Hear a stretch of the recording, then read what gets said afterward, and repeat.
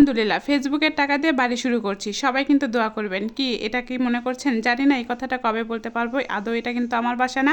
সবই বলবো, কিন্তু সর্বপ্রথম বলে নিই, ঘুম থেকে উঠে নিয়েই দেখি আমার মা অনেক আয়োজন শুরু করে দিয়েছে। আর কী করেছে সেটা আমি জানি না, পরে কিন্তু সবই দেখাই দিব। আর এগুলো হচ্ছে দুপুরের জন্য আম্মু সব কিছু কী রেডি করেছে। প্রতিদিন আমার ঘুম ভাঙে একদমই সকাল 9টার সময়। আম্মু একটু চাচায় মানে একটু বকাবকি করে, তারপরেও কিন্তু আমার সকাল 9টার সময় ঘুম ভাঙে।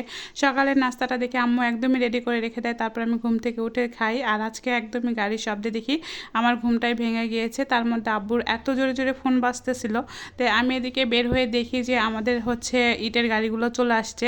তো এখানে আমাদের ইটগুলো রাখা হবে। আর এই যে ইটগুলো দেখছেন এগুলো কিন্তু একদম ইটের মানে একের করাগুলো, এগুলো ভাঙানো হবে। আর আজকে একদম 10,000 ইট আসবে, একসঙ্গে 10,000 ইট একবারে চলে আসতেছে।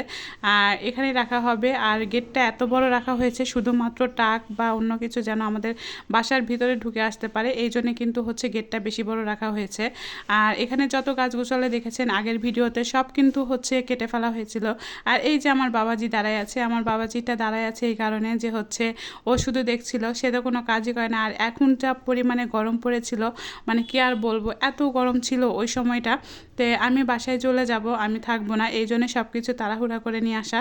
তো এদিকে ইটগুলো নিয়ে আসা এখানে ফেলা হচ্ছে। এখানে আসলে 10,000 ইট পুরোটাই মানে হবে না, তারপরে গেটের ওই সাইডে একটু ফেলানো হবে। তো এখানে যতখানি ইটটা আসলে ফেলানো যায় ততদিনই হবে। তো প্রথমে বলেছিলাম এটা ফেসবুকের টাকা দিয়ে বাসা কিনা, আসলে না, আমার বাবার এবং আমার ভাইয়ের খুব কষ্টের টাকা দিয়ে এটা বাড়ি করা হচ্ছে।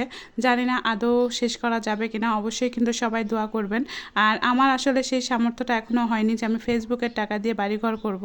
তো অবশ্যই কিন্তু আপনারা দোয়া করবেন যদি ফেসবুকের টাকা দিয়ে বাড়িটা করতেও পারি, যদি ভাগ্যটা খুলে যায়। তো আপনারা দোয়া করলে অবশ্যই হবে, সবার দোয়া কিন্তু কাজে লাগে। তো এদিকে হচ্ছে প্রথমেই তো বলে দিলাম যেটা আমার বাবা এবং ভাইয়ের খুব কষ্টের টাকা দিয়ে শুরু করছে। তো জানি না কত দূর হবে, কিন্তু আপনারা অবশ্যই দোয়া করবেন। তো এদিকে ইটগুলো কিন্তু একদমই অনেকগুলো গাড়ি এখানে লোড নিয়ে নিয়েছে।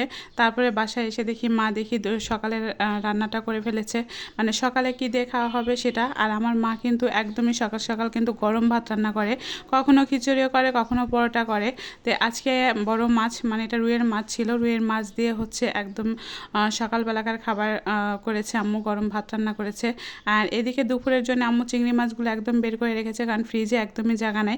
এগুলো সব ধুয়ে পরিষ্কার করে তারপরে আবার রাখা হবে। আর সাথে কিন্তু আজকে নেহেরি রান্না করা হবে দুপুরবেলা। আর কি রান্না করা হবে আসলে আদৌ আমি কিছু জানি না। আর এই যে জাল মাছটা মানে চিংড়ি মাছটা কী দিয়ে রান্না করা হবে সেটাও আমি জানি না। তো চেষ্টা করব অবশ্যই কিন্তু ভিডিওটা ফুল দেওয়ার। আর আজকে কিন্তু আমি বেশি দূর করতে পারি নাই, রান্নাবাড়ির ভিডিওগুলো কিন্তু একদমই করা হয় না। আর এখানে এসে ওই যে আমি ঘুম থেকে উঠতে উঠতে দেরি হয়ে যায় দেখে সকালবেলাকার কিন্তু কোনো ভিডিওটাই করতে পারি না, আর রান্নাবাড়ি তো করাই হয় না।